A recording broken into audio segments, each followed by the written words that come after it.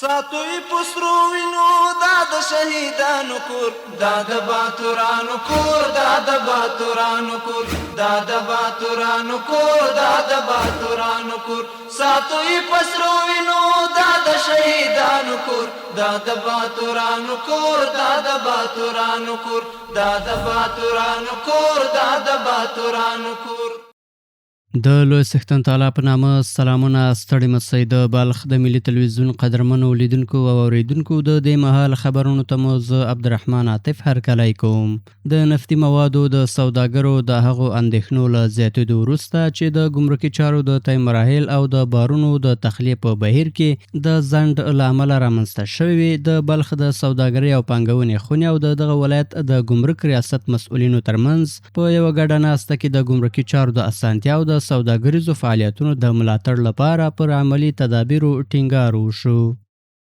د غونډې په پیل کې د بلخ د سوداګرۍ او پانګونې خونې رئیس محمد ابراهیم غضنفر د بلخ ولایت د ګمرک رئیس ته ښه راغلاست ویل او د خصوصي سکتور او اړوندو ادارو ترمنځ د نږدې همغږۍ او همکارۍ پر اهمیت ټینګار وکړ. نوموړي دا ډول ناستې د سوداګرو ستونزو د حل او د سوداګریزو فعالیتونو د اسانتیا لپاره اغېزمنې او اړینې وبللې. وروسته ګډونوالو له مرکز څخه د راغلي مکتوب له مخې د واګونونو تر تخلیې وړاندې د ګمرکي محصول د پروسې په اړه د تخنیکی او اداري ستونزو او همدارنګه د نفتي موادو د وارداتي واګونونو په هکله بحث او خبرې اترې وکړې. د نفتي موادو سوداګرو د بارونو د تخلیې د لابراتواري ازموینو لپاره د نمونو د اخیستلو، د ګمرکي اسنادو د طی مراحل او د توکو د لیږد په برخه کې شته ستونزې مطرح کړې او د دې بهیر د اسانتیا لپاره د لازمو تدابیرو غوښتنه وکړه. د غونډې په دوام کې د بلخ د سوداګرۍ او پانګونې خونې رئیس د کاري بهیر د چټکتیا لپاره یو وړاندیز وکړ.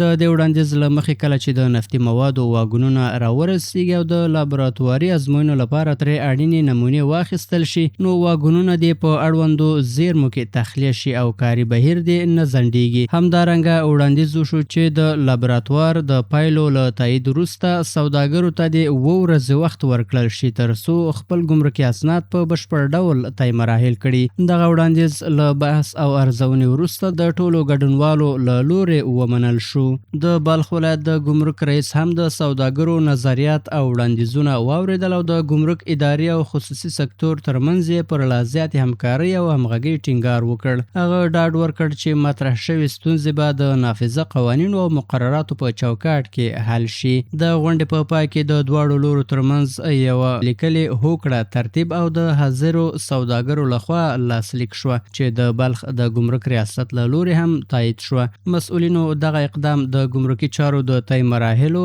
د چټکتیا، د ځنډ د مخنیوي، د بارونو د تخلیې بهیر د ښه والي او د نفتي محصولاتو د واردونکو او سوداګریزو فعالیتونو د ملاتړ په برخه کې یو مهم ګام وباله. په مزار شریف ښار کې د اهل تشیع اړوند د سلطانیه جماعت امام په محرم میاشت کې د مذهبي مراسمو د امنیت د تامین په موخه د امنیتي ځواکونو له هڅو او تدابیرو څخه مننه او ستاینه وکړه. نوموړي د امنیتي ځواکونو پراخ حضور، بشپړ چمتووالی، د اړینو تدابیرو نیول او د ښار په بیلابیلو سیمو کې د امنیتي ځواکونو ځای پر ځای کېدل وستایل او ویل چې دغه اقداماتو د دوی د مذهبي مراسمو د آرام، منظم او خوندي ترسره کېدو لپاره زمینه برابر کړې ده. په مزار شریف ښار کې د سلطانیه جماعت امام همداراز د ټولنیز یووالي او همغږۍ د ساتنې پر اهمیت ټینګار وکړ او له ویرجنو یې وغوښتل چې د محرم په ورځو کې د امنیتي سپارښتنو په رعایتولو او له مسؤلینو سره په همکارۍ د خپلو مراسمو د خوندیتوب زمینه برابر کړي. هغه څرګنده کړه چې په امن او آرامه فضا کې د مذهبي مراسمو ترسره کېدل د محرم میاشتې د دینی، کلتوري او معنوي ارزښتونو د ودې لپاره مناسب فرصت برابروی. حضور نیروهای امنیتی در مجالس در خدمت شمار بشه، سطح شهر و علی کل حال در محیط هایی که مجالس برگزار است هم قابل انتظار است و هم انشالله یک تکیهگاه و امید مردم است و قطعا حضور مسئولین در جمع عزاداران به شکوه و در واقع عزت و عظمت مجالس بیشتر می افزاید. بل لور ته امنیتي مسؤلینو هم د یادو مراسمو د ویرجنو د ساتنې لپاره د ځانګړو تدابیرو له نیولو خبر ورکړی او ویلي دي چې امنیتي ځواکونه په بشپړ چمتووالي سره د جوماتونو، تکیهخونو او د مراسمو د ترسره کېدو مرکزونو ته پر غځېدلو لارو کې ځای پر ځای شوي دي تر څو د ویرجنو امنیت خوندي کړي. د مسؤلینو په وینا د محرم مراسمو د لا ښه ترسره کېدو لپاره ټول امکانات او لازم تدابیر برابر شوي او امنیتي ځواکونه له نورو مسؤلو ادارو سره په همغږۍ د دغو مراسمو د نظم او امنیت د ساتنې لپاره هڅې کوي. د محرم الحرام د میاشتې په مناسبت سره زموږ ټول اهلیت شوي هیوادوال کولی شي چې خپل کوم مذهبي مراسمونه په دغه خاص ورځو کې لري دوی ښه په امنیتي فضا کې ترسره کړي. موږ ټولو بلخ میشتو ولسونو ته خاص کار په دغه ورځو کې اهلیت شوي وروڼو ته ویلی سو چې د دوی امنیت زموږ فریضه او وجیبه ده چې موږ به دوی ته په دغه خاص ورځو کې امنیت نیسو او زموږ امنیتي تدابیر الحمدلله په دغه ورځو کې هر قسم چمتوالی لري. شپه ورځ یې پر ځانو باندې یو کړې ده. د یادونې وړ ده چې د محرم میاشت هر کال د هیواد په کچه د اهل بیت رضی الله تعالی عنه د مینوالو په پراخ ګډون سره نمانځل کیږي او د ویرجنو د مراسمو امنیت تامینول د مسؤلو ادارو له مهمو لومړیتوبونو څخه شمیرل کیږي. په بلخ ولایت کې د شاتو مچیو یو شمیر روزونکي د شاتو د تولید د زیاتوالي او د مچیو روزنې د فعالیتونو له پراختیا خبر ورکوي او وایي سره له دې چې دا برخه مناسب ظرفیتونه لري خو بیا هم د ودې او د کورنیو تولیداتو د بازار موندنې لپاره لا زیات ملاتړ ته اړتیا لري. په بلخ ولایت کې د شاتو د مچیو یو تن روزونکی رسنیو ته ویلي چې سږکال یې شاوخوا 200 کیلوګرامه خالص شات تولید او بازار ته وړاندې کړي دي. هغه زیاته کړه چې په افغانستان کې د شاتو راټولول عموما په کال کې 2 یا 3 ځلې ترسره کیږي او د هیواد تولید شوي شات د کیفیت له پلوه په لوړه کچه کې دي. 40 کیلوش در عربستان روان کردم سعودی و 20 کیلوش هم دیگه ایران بود مشتریان بود کسانی که دیابت داشتن دیگه در اونجا و 20 کیلو دیگه‌ش هم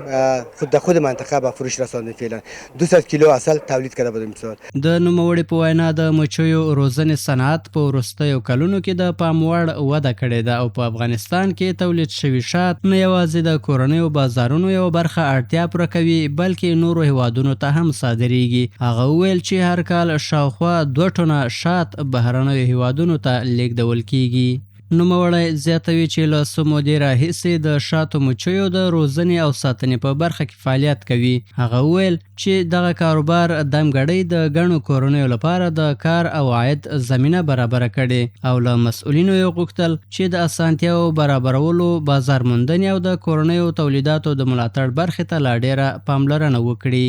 ما 4 کیلو میتونیم 2 دوره 3 دوره تا سال میکشیم با دوره. بله تقریبا 2 تن عسل ولایت بلخ بود در نمایشگاه دبی و ازبکستان صادر گردیده بودند. هغه زیاته کړه چې په دې ولایت کې نږدې 3000 د شاتو مچیو صندوقونه د دغه کاروبار اړوندو پروګرامونو ترسار او ملاتړ لاندې فعالیت کوي. د هغوی په وینا د شاتو مچیو فارمونو د پراختیا او ودې لپاره هڅې روانې دي څو په دې ولایت کې د شاتو تولید نور هم زیات شي. گفته میتونم 3000 صندوق زنبور وجود داره در خود ولایت بلخ هسته و تولیداتشان هسته 5 تن عسل تولید میشه. د کرنې برخې کارپوهان باور لري چې مناسب اقلیم د بیلابیل ډوله شنو بوټو او د میوو باغونو شتون بلخ ولایت د دغه صنعت د ودې لپاره په یو مناسبه سیمه بدل کړی دی. هغوی ټینګار کوي چې د دې برخې ملاتړ کولی شي د کورنیو تولیداتو په زیاتوالي، د کاري فرصتونو په رامنځته کولو او په اقتصادي وده کې مهم رول ولوبوي. د بلخ د ملي تلویزیون قدرمنو لیدونکو او اوریدونکو دا د دې مهال خبرونه تر بیا ښه وخت د الله په امان.